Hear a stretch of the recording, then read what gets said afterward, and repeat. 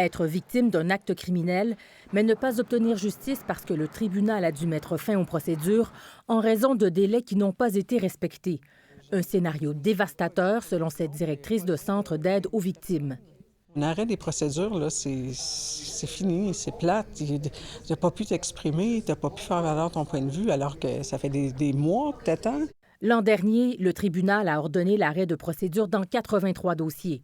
Dans 274 autres cas, la décision est imputable à la poursuite qui a invoqué un nolle prosequi, aussi un arrêt de procédure. À chaque fois qu'il y a un arrêt des procédures ou à chaque fois qu'il y a un nolle, là, je suis pas content, puis je pense aux victimes. Pour prévenir que cela ne se reproduise, Québec octroiera de nouveaux pouvoirs aux juges de paix magistrats.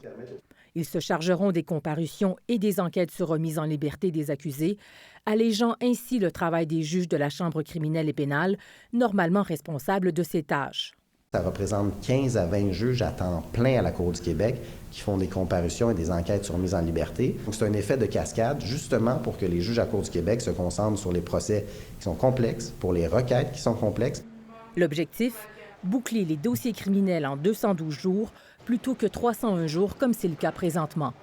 Il y a des mesures très concrètes là-dedans et qui vont se manifester, là, et qui vont faire une différence sur le terrain. Je suis convaincue de ça. La réduction des délais bénéficiera aussi aux accusés selon cette avocate criminaliste. Pensez à la personne qui est accusée, par exemple, d'agression sexuelle, qui subit l'opprobre de tout le monde, de ses proches, etc., et qui termine avec un arrêt de procédure au lieu d'un acquittement. Ça peut aussi avoir des conséquences catastrophiques. Grâce à ces nouvelles mesures, le ministre de la Justice souhaite que d'ici 2025, ces arrêts de procédure soient chose du passé. Mais il reconnaît du même souffle qu'il pourrait ne pas atteindre ses objectifs dans les délais qu'il s'est fixés.